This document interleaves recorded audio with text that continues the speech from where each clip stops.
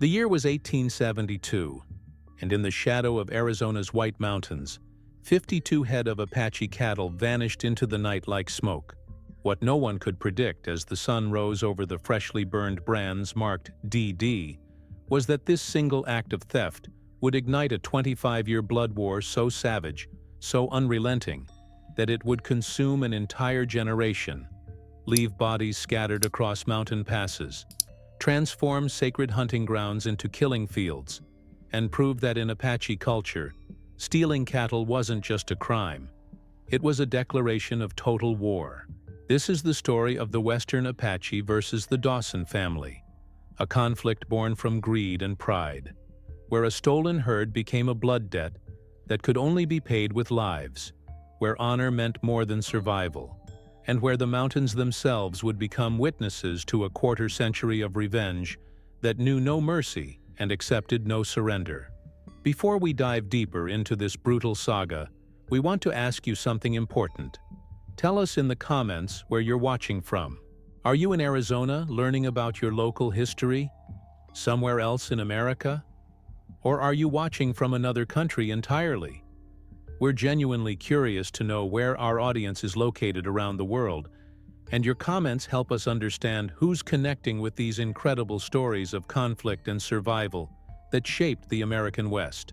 To understand how 52 stolen cattle could fuel 25 years of killing, you need to understand what cattle meant to the Western Apache people. This wasn't just about animals or property. For the Apache clans of White Mountain, cattle represented everything that mattered in their world. Cattle were wealth measured in a way outsiders could never fully comprehend. Each animal a tangible piece of security in an uncertain world. Cattle were food during the brutal Arizona winters when hunting failed, and the land offered nothing but cold rock and frozen earth. Cattle were status within the clan, the measure of a man's ability to provide and protect, the currency that determined marriages and alliances. Cattle were economic power in a rapidly changing world, where Apache people were being forced to negotiate with settlers, traders, and government agents who only understood value in terms they could count and trade. And perhaps most importantly, cattle were protection, a reserve of wealth that could be converted to anything the clan needed to survive the pressures of encroaching civilization. Among the Western Apache, there was a code as ancient and unbreakable as the mountains themselves. Steal cattle from an Apache clan, and you weren't just committing theft, you were declaring war. Rob from one member of the clan, and you robbed from all, because Apache society understood that individual loss weakened the entire community. This wasn't about personal property rights as settlers understood them. This was about collective survival, about the bonds that held families and clans together in a world that was increasingly hostile to their existence.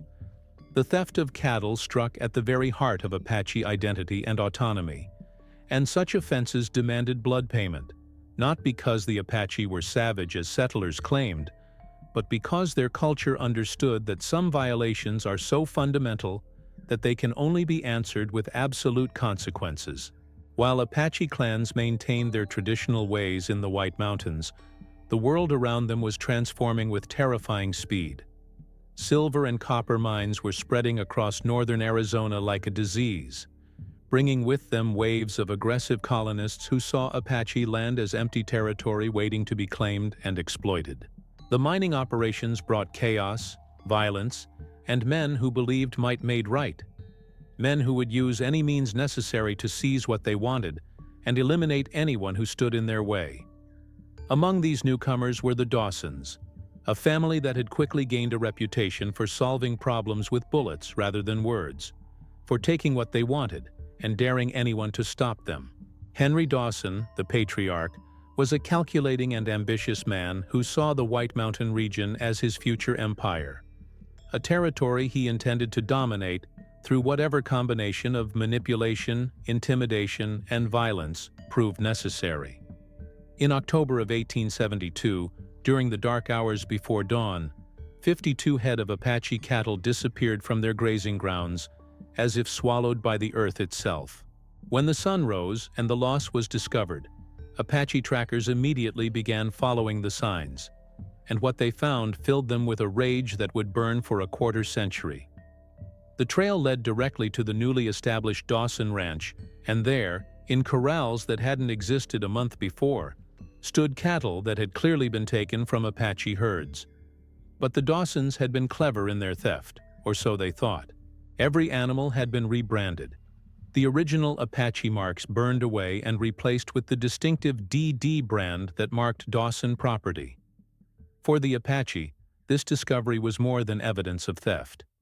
It was proof of calculated insult, evidence that the Dawsons had stolen openly and arrogantly, confident that Apache people had no recourse against white settlers backed by mining companies and government officials. Taklishim, the respected shaman whose own brother had lost half his herd in the theft, examined the rebranded cattle and delivered his judgment to the assembled clan. These animals had not wandered away, had not been lost to natural causes or simple misfortune. They had been taken deliberately, stolen in a manner that showed complete contempt for Apache rights and Apache power. In the mountains, among people who understood the unspoken languages of action and consequence, Taklishim's words carried the weight of prophecy. This was not a matter for negotiation or compensation. This was the beginning of blood war, and everyone who heard him speak understood that peace had ended the moment those brands had been burned into stolen cattle. The Western Apache chose their representatives carefully. Taklishim would guide them spiritually, his wisdom and connection to the sacred, helping to maintain focus and purpose throughout whatever trials lay ahead. Eshe Khan, a warrior whose skills were legendary even among a people famous for their fighting ability, would lead their military efforts, his tactical genius and personal courage making him the natural choice to face the Dawson threat. And Nayeli, a young tracker whose abilities surpassed those of men twice her age, would use her gift for reading the land to anticipate Dawson movements and plan Apache strikes. Together, they represented the strength of their people, the combination of spiritual authority, military power, and tactical intelligence that made the Western Apache such formidable enemies. The Dawson family presented a very different picture. Henry Dawson ruled his clan with the cold calculation of a man who saw other human beings as obstacles or resources, nothing more. His brother Richard brought a different kind of danger to the family. The unpredictable violence of a former Confederate soldier who had learned to enjoy killing and never found a reason to stop. Richard's presence made every confrontation more dangerous, because reason and negotiation meant nothing to a man who measured success in blood spilled and enemies destroyed. And then there was Sarah Dawson, Henry's sister, who alone among her family seemed to understand that the path they had chosen would lead to destruction. Sarah opposed the violence from the beginning, recognizing that stealing Apache cattle and then refusing to make restitution was not just wrong, but suicidal. But Sarah's voice carried no weight in a family where Henry's ambition and Richard's violence drowned out any plea for restraint or wisdom. After the Apache discovered their rebranded cattle, they approached the Dawson Ranch under a flag of truce, offering one chance for the thieves to avoid war. Return the stolen cattle, acknowledge the wrong, and the matter could be settled without blood. It was more mercy than the theft deserved, but the Apache understood that unnecessary war benefited no one, and that even justified revenge carried costs. Henry Dawson's response revealed everything about the man and the tragedy that was about to unfold. Standing on his porch, surrounded by armed men, Henry delivered his judgment with the casual arrogance of someone who had never faced real consequences for his actions. This was civilized land now, he declared, and Indians without legal papers had no property rights that white men were bound to respect. The cattle belonged to whoever could hold them, and the Dawsons intended to hold what they had taken. 1 week later, Apache warriors struck the Dawson Ranch in the hours before dawn, moving through the darkness like shadows given form and purpose. They burned the corrals where the stolen cattle had been held, freed the animals, and drove them back toward Apache territory before the Dawsons could organize a response. The raid was executed with precision and discipline, designed to reclaim stolen property while minimizing casualties, because at this point, the Apache still hoped the conflict could be contained. But Henry Dawson saw the raid not as justified recovery of stolen property, but as an intolerable attack that demanded overwhelming response. Within days, Henry had mobilized every miner, rancher, and settler who owed him favors or feared his influence, forming what became known as the Dawson Coalition, a private army dedicated to crushing Apache resistance through whatever means proved necessary.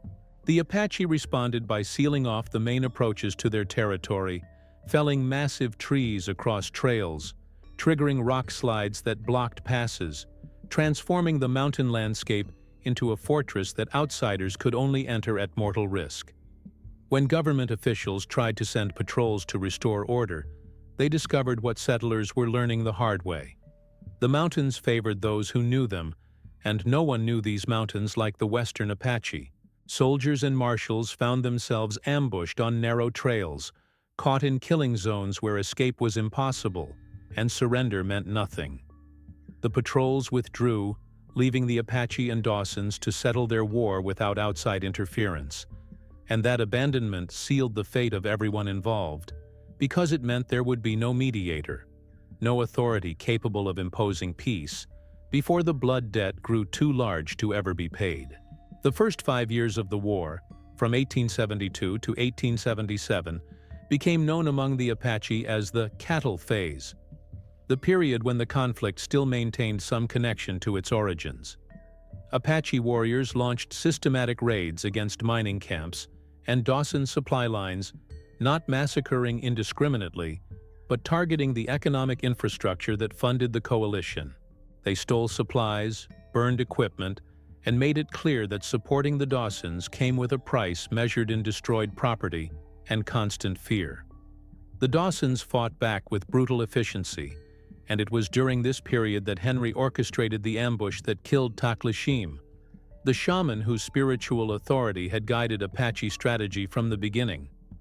The death of Taklashim transformed the war from a conflict over stolen cattle into something far more dangerous. His killing was seen as an attack on the sacred itself, a violation so profound that it could only be answered with total war. The Apaches swore an oath that echoed through the mountains.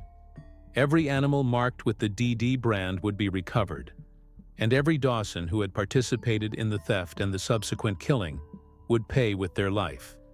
And right now, before we continue with this incredible story, we need to ask you for something important. If you're finding this story as compelling as we are, please hit that subscribe button. We're working hard to reach 1,000 subscribers, and every single subscription matters to us. It helps our channel grow, allows us to bring you more incredible historical stories, and shows us that these tales of conflict, courage, and consequence matter to people beyond just us. So please, take just 1 second and subscribe. It means the world to our small channel, and it ensures you'll never miss another deep dive into the feuds and wars that shaped American history.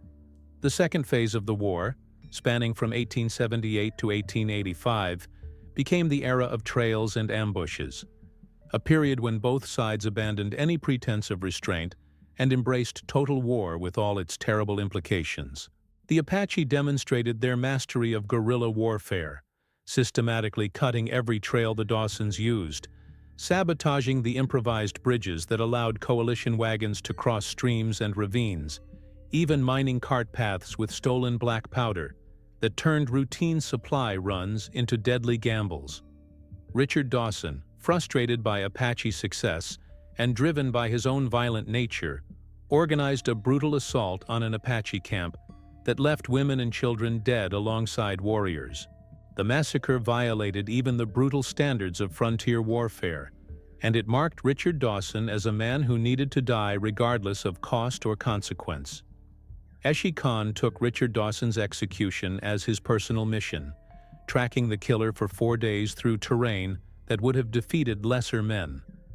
The pursuit became legendary among the Apache, a demonstration of what their warriors could accomplish when motivated by righteous vengeance. On the 4th day, Eshi Khan cornered Richard in a narrow canyon where guns were useless, and only knife in hand could decide the outcome. The fight was savage and brief, ending with Richard Dawson's blood soaking into Arizona earth, while Eshi Khan stood over his body, honoring a dead enemy even as he fulfilled the oath to destroy him. Sarah Dawson, horrified by her brother's death and desperate to end the killing before her entire family was destroyed, attempted to negotiate peace, approaching Apache leaders under truce and offering compensation, acknowledgement of wrong, anything that might stop the war. But Henry Dawson refused to allow any negotiation, declaring that he would never bargain with savages who had dared to touch his cattle. And the bitter irony of his statement, given that he had stolen Apache cattle first, was lost on no one except Henry himself. The final phase from 1886 to 1889 became the time of hunger and exhaustion, when both sides had bled so long that continuing the war required more strength than either possessed. The Apache suffered from disease, cold winters, and the constant strain of maintaining military readiness against an enemy that wouldn't quit. The Dawson coalition collapsed as miners abandoned claims, settlers fled to safer territories, and the economic foundation that had funded the family's private war simply ceased to exist. Henry Dawson found himself isolated, his allies gone, his brother dead, his empire reduced to a few buildings, and the cattle that had started everything. In desperation, he attempted to flee through the Salt River Canyon, believing he could escape to California and start fresh somewhere the Apache couldn't reach. But Nayeli had been tracking him for weeks, anticipating his desperation, predicting his route with the same uncanny skill she had demonstrated throughout the war. The Apache surrounded Henry during a violent thunderstorm, trapping him on a narrow trail where his horse panicked and threw him. Henry Dawson slipped on rain-slicked rock and fell from a cliff, his body broken on stones hundreds of feet below. And the 25-year war ended not with a final battle, but with a man's screams fading into storm wind. The legacy of the Dawson War lives on in Western Apache memory and in the land itself. The place where the original cattle theft occurred was renamed Biu Naide, which translates as the place of retaking, a permanent reminder of what happens when outsiders believe Apache property can be stolen without consequence. For the Western Apache, this war became proof of fundamental truths their culture had always understood. The theft of cattle is as grave as murder because it attacks the community's ability to survive. Justice must be collective because individual wrongs weaken everyone. And some debts can only be paid in blood because certain violations are so profound that no other payment suffices. The Dawson family was destroyed completely, their name becoming a cautionary tale about the price of arrogance and theft. The mines that had brought them to Arizona closed or changed hands. The coalition scattered to other territories, and the White Mountains remained Apache land, defended not by legal papers or government treaties, but by the demonstrated willingness to die rather than surrender what was theirs.